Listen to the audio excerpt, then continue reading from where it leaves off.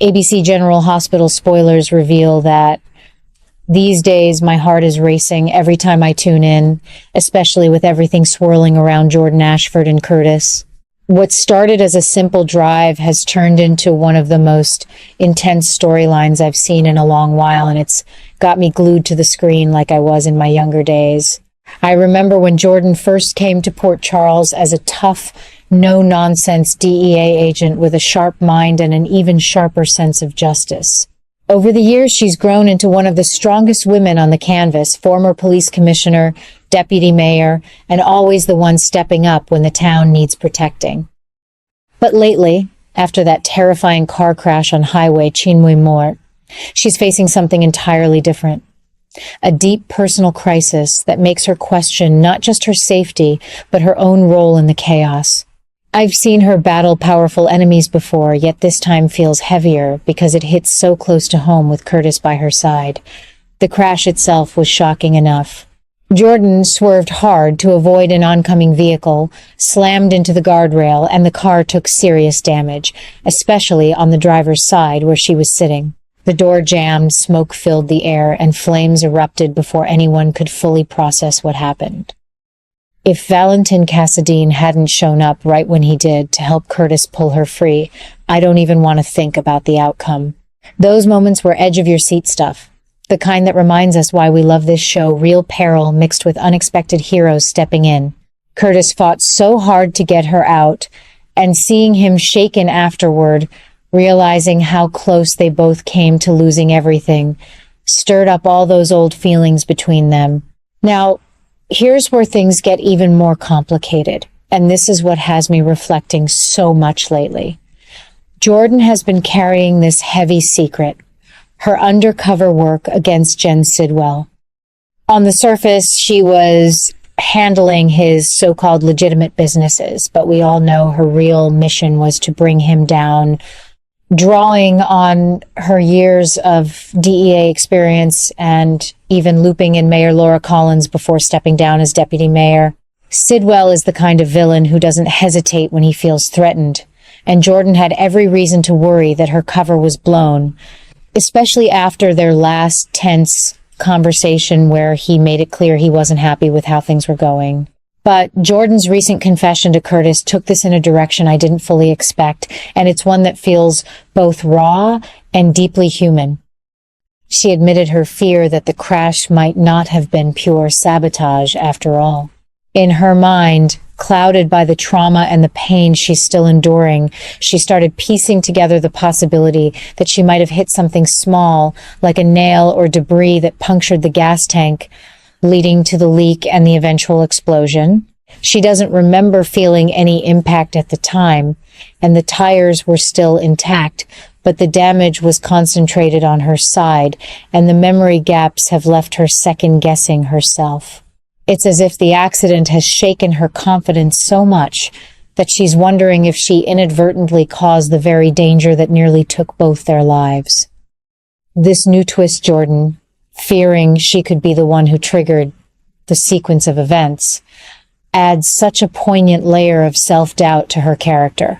I've always admired how decisive and strong she is, yet here she is, vulnerable in a way that feels authentic after surviving such a close call.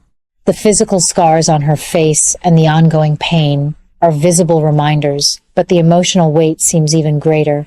She's not just scared of Sidwell anymore, she's terrified that her choices have put everyone she loves in the crosshairs again, echoing the painful days when Cyrus Renaud blackmailed her and endangered their son TJ. That history with Curtis makes this confession even more charged.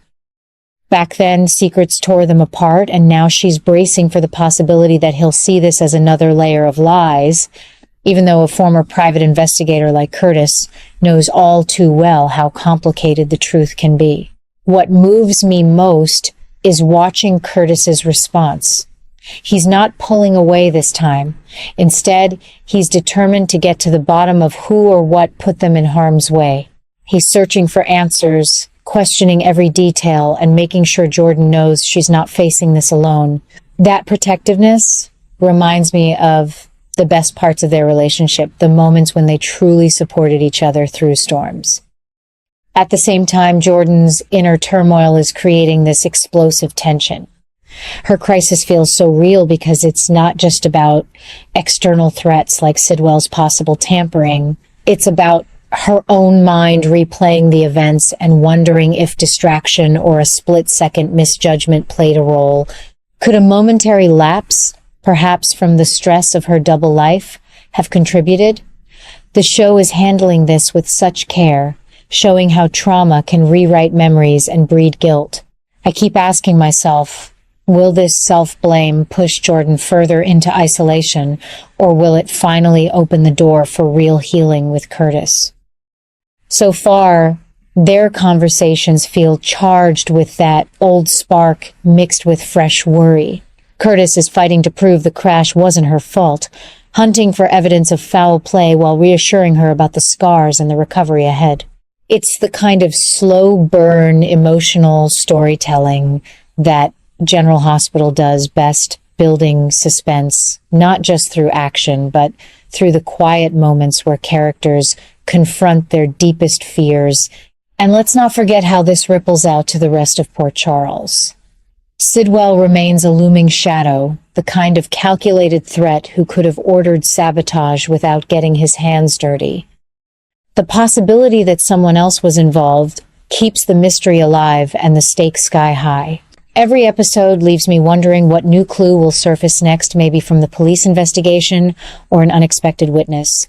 The way the writers are blending Jordan's personal crisis with the larger danger makes everything feel urgent and interconnected. It's not just about one car accident. It's about trust, redemption, and whether love can withstand another round of secrets. After all these decades, I'm still in awe of how General Hospital can take familiar faces and put them through fresh hell while reminding us why we care so deeply. Jordan's current struggle balancing her strength with this overwhelming sense of responsibility and fear feels like a natural evolution for her character. She's always been the protector, but now she's the one needing protection, and that shift is both heartbreaking and compelling. Curtis stepping up shows growth too, refusing to let past patterns repeat.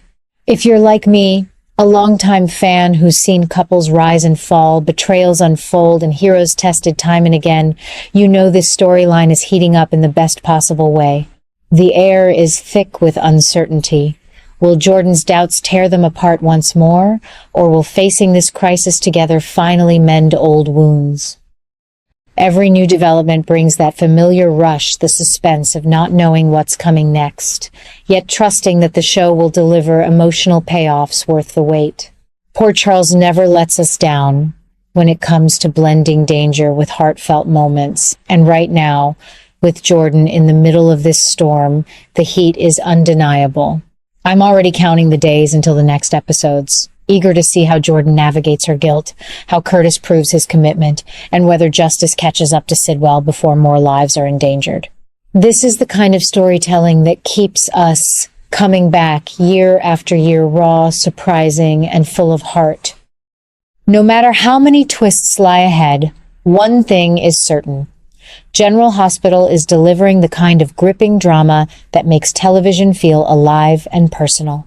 I can't wait to see where it all leads, and I hope you'll be watching right alongside me, feeling every ounce of that intensity too.